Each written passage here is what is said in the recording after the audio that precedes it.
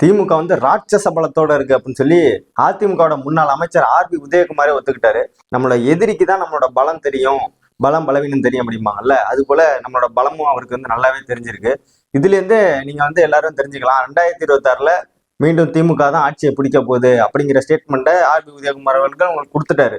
இது வந்து இப்ப எதுக்காக இந்த கருத்தை அவர் சொல்றாரு, திமுக வந்து பலமா இருக்கு, அதுவும் ராட்சச பலம். முதல்ல பலம்னு எதுக்கு சொல்லுவாங்க? பலம்னா என்ன, கத்தி எடுத்து வெட்டுறதா? கிடையாது. மக்கள் செல்வாக்கா இருக்கக்கூடிய கட்சி தான் பலமான கட்சின்னு சொல்லுவாங்க.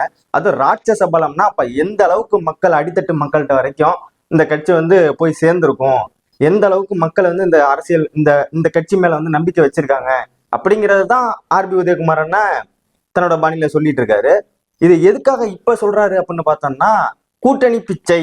ஏன் வந்து ஆர்பி உதயகுமாரா இருக்கட்டும், இபிஎஸ், ஏடிஎம்கேவோட முன்னாள் அமைச்சர்லாம் பிரஸ் மீட்ல பிச்சை எடுக்கிறீங்க விஜய்கிட்ட, நேரா தட்டை தூக்கிட்டு போய் விஜய் வீட்டுக்கு போயிடுங்கிறேன்.